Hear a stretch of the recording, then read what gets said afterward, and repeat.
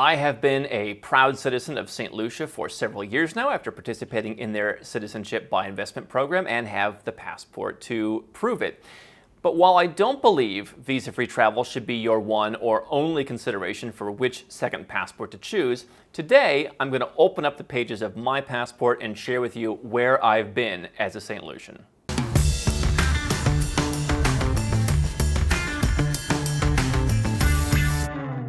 Hi, I'm Andrew Henderson. Here at Nomad Capitalist, we help 7- and 8-figure entrepreneurs legally go where you're treated best. Everything from offshore tax savings by moving your business, second citizenship to protect your family, and investments to increase your profit. You can learn more at nomadcapitalist.com. Now, before I share with you where I've been as a St. Lucian, I want to go over my overall strategy for traveling on a passport portfolio.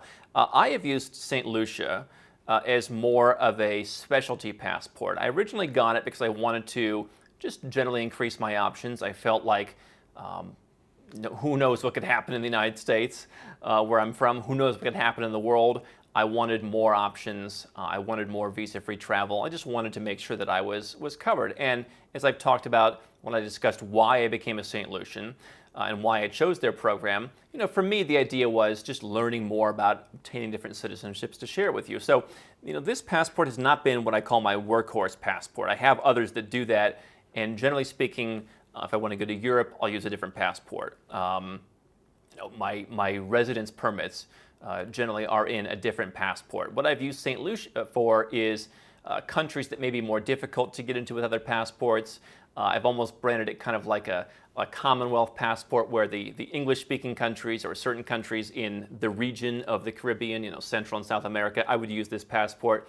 And for most other countries, I would use something else. So the first thing that I love, by the way, just before we go through the stamps, is I love just how cute this is in the back with the picture of the island of St. Lucia, because sometimes when you go to a country and they open up your passport, they'll say, "Where is this country?"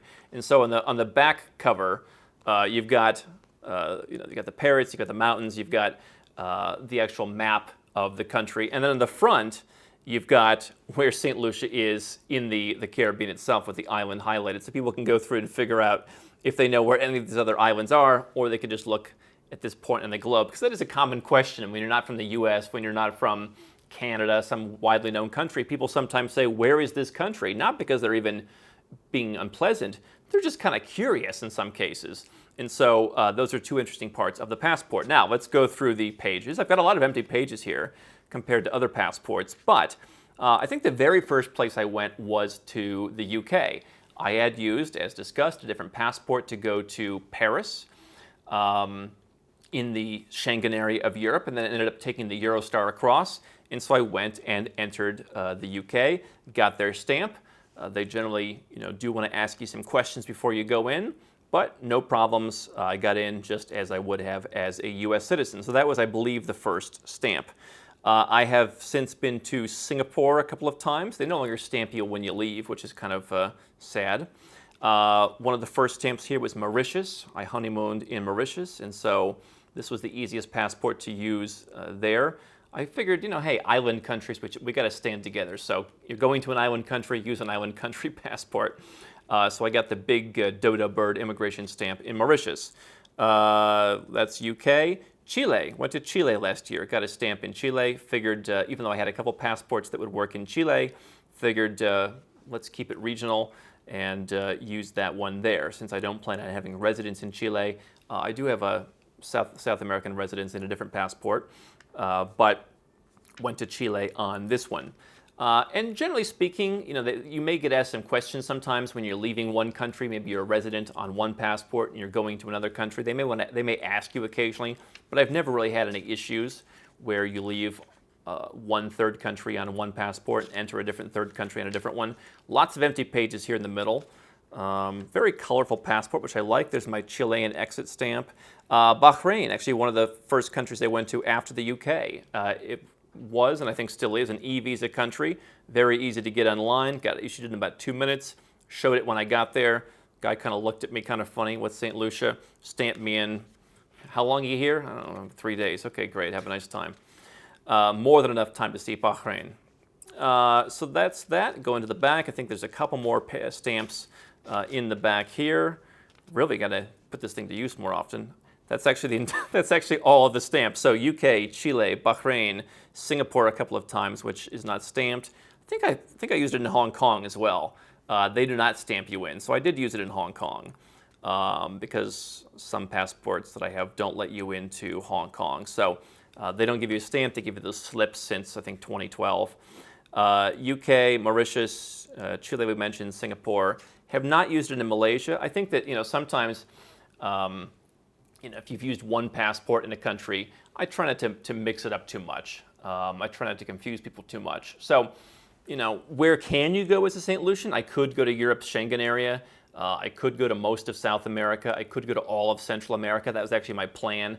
I wanted to start traveling.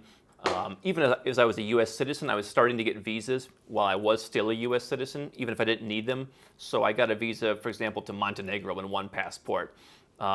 You can go to Montenegro as a St. Lucian, but I wanted to get a visa just to go through the process, even though I could have gone there as an American, could have gone there as a St. Lucian. And so I wanted to use the St. Lucia passport to go to some of the countries in Central America. Again, those travel plans got delayed, but you could go there. I already have Asia pretty well covered with a different passport, so I kept that, seeing that I'm a resident of Malaysia. But you can see some of the countries that I've been to, and you can also see why different passports can work together as part of our portfolio. They can complement each other, not only for visa-free travel, but you might want one passport that has, a moderate or high tax policy, and then you want another passport from a Caribbean country with a very, reasonable tax-friendly tax policy. And so you might want to, from travel to taxes to, the weight of the country's significance in the world, you might want one big country, one small country, one Eastern, one Western, one high tax, one low tax, one for travel to certain parts of the world, another for different, travel for different parts of the world. So, given my life and how it changed in 2018 from a personal standpoint, given the restrictions this year in 2020 on travel, this passport hasn't gotten as much use. Has a lot more potential, but hopefully that explains where you can go. It shows you that I actually have gone places, and it also explains the power of putting multiple passports together and using those to enhance your options around the world. How can Nomad Capitalist help you? 4 ways. Number 1, subscribe to our channel and click the notification bell to make sure you get our new video every day. Number 2, get a copy of Nomad Capitalist, the book. You'll learn a lot of my personal experiences over a dozen years of studying this stuff, as well as exactly some of the strategies that you can use to build your Nomad Capitalist plan. Number 3, if you're not sure where to start, but you want to come and learn from my team and I, you want to come and mingle with like-minded people, learn more about our live conference, Nomad Capitalist Live. It's coming up soon. And number 4, if you want some help right now because you've got a burning issue, you need something solved, you want to lower your taxes, get a second passport, or build the Nomad Capitalist lifestyle of your dreams, go to nomadcapitalist.com and click on Become a Client.